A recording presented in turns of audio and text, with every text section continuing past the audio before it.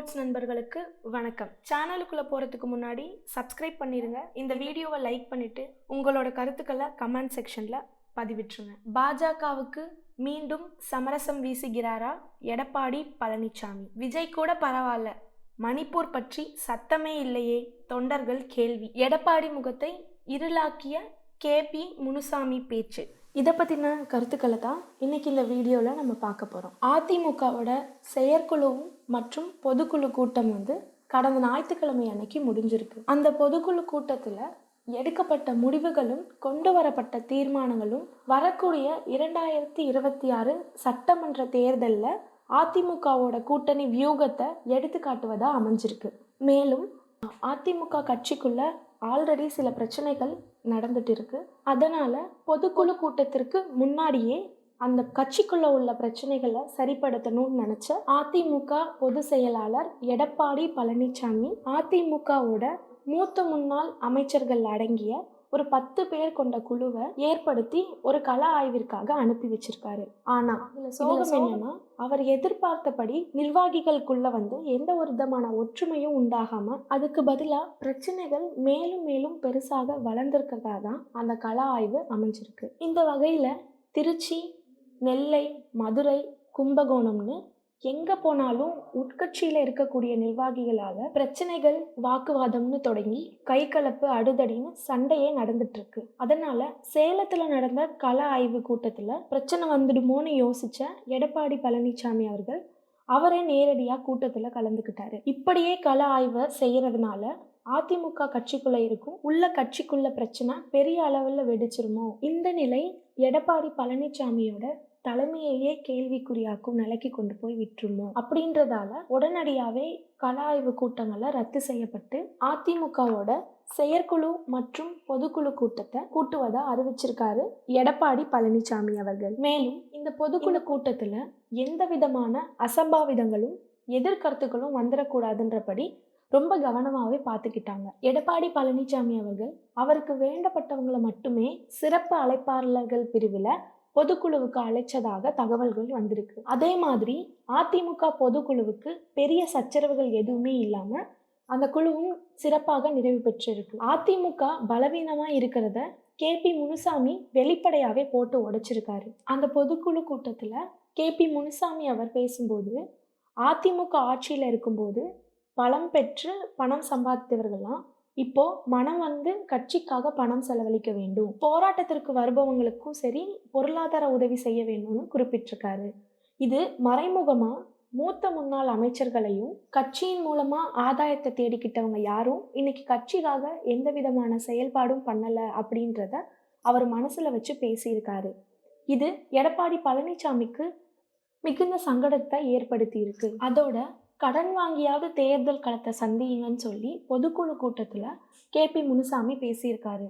அவருடைய இந்த பேச்சு நிர்வாகிகளுக்கு ரசிக்கும் விதத்தில் இல்லவே இல்லை. அவருடைய இந்த பேச்சை குறித்து நிர்வாகிகள் நியமனத்திற்கு கோடிகளில் பணத்தை வாங்கி போஸ்டிங் போடும் ஆடியோ வெளியான விவாதத்தில் சிக்கிய KP முனுசாமி எங்களை கடன் வாங்க சொல்ல எந்த அருகதையும் இல்லைன்னு பொதுக்குழுவில் பங்கேற்ற உறுப்பினர்கள் கொந்தளிச்சிருக்காங்க. அதிமுக பொதுக்குழுவில் பாஜகவை கடுமையாக எதிர்த்து பேசுவார் எடப்பாடி பழனிசாமி. அப்போதான் தமிழ்நாட்டு மக்களுக்கு நம்ம மேலே நம்பிக்கை வரும்னு எதிர்பார்த்து காத்திருந்த அதிமுக தொண்டர்களுக்கு வெறும் ஏமாற்றம் மட்டும்தான் மிஞ்சிச்சு.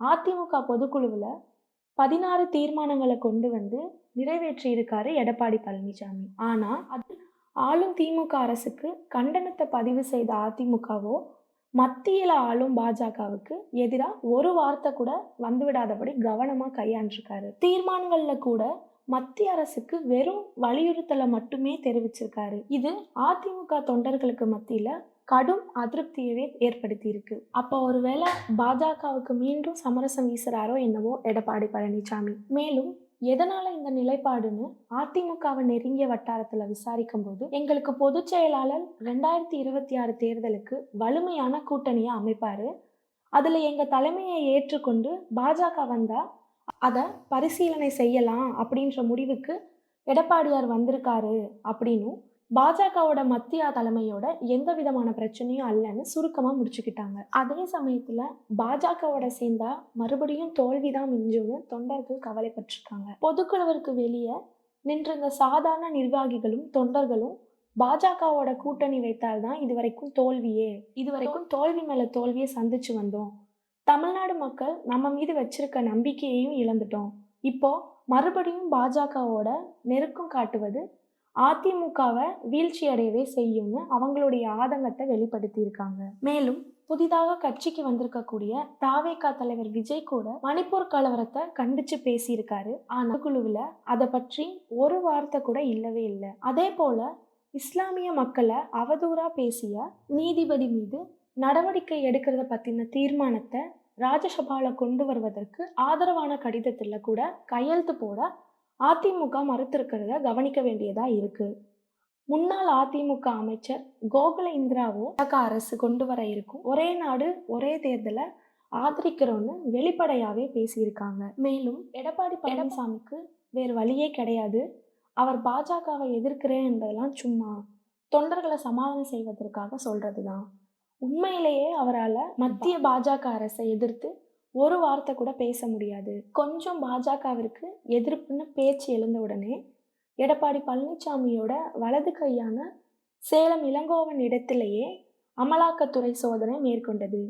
இது நேரடியாக எடப்பாடிக்கு கொடுத்த எச்சரிக்கை தான். அவர் எப்படி பாஜகவிற்கு செயல்படுவார், இதைத்தான் அந்த பொதுக்குழு தீர்மானமும் நமக்கு தெளிவாக சொல்லுது. பாஜகவை எதிர்க்கணும் அப்படின்னா அதுக்கு ஒரு அசாத்திய தைரியம் வேணும். அது எடப்பாடி பழனிசாமிக்கு கிடையவே கிடையாது. நீங்க நல்லா கவனிச்சு பார்த்தீங்கன்னா எடப்பாடி பழனிசாமியும் மூத்த அதிமுக அமைச்சர்களும் அண்ணாமலையை தான் எதிர்க்காங்களே தவிர பாஜகவை கிடையாது. இதுவரை பாஜகவோட தேசிய தலைமையோ பிரதமர் மோடியவோ எதிர்த்து ஒரு வார்த்தை கூட அதிமுகவின் தலைமை பேசியதே கிடையாது. இந்த பொதுக்குழு கூட்டத்துல எடப்பாடி பேசும்போது கூட அண்ணாமலை சொல்றது போல பாஜக வளரல, கடந்த 2014 விட குறைவான வாக்கு சதவீதம் தான் பாஜக வாங்கி இருக்குன்னு குறிப்பிட்டிருக்காரு.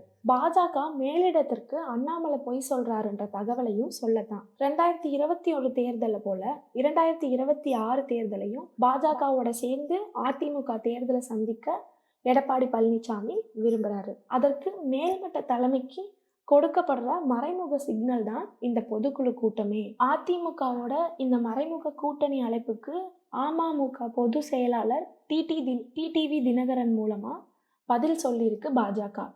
எடப்பாடி பழனிசாமி பாஜக கூட்டணிக்கு வரணும், அப்போதான் அதிமுகவையே காக்க முடியும்னு அவர் பேசியிருக்காரு. எடப்பாடி பழனிசாமியோட இணைந்து பயணிக்க விரும்பாத டிடிவி தினகரின் இந்த அழைப்பு அரசியலில் கவனிக்க வேண்டியதாகவே இருக்கு. இன்னும் தேர்தலுக்கு 15 மாதங்கள் உள்ள நிலையில அதிமுக கூட்டணிக்கு எடப்பாடி பழனிசாமிக்கு கை கொடுத்து அதிமுகவை கரை சேர்க்குமா இல்லை அதிமுகவை மூழ்கடிக்குமா அப்படின்றது சட்டமன்ற தேர்தல் அப்பதான் தெரிய வரும்.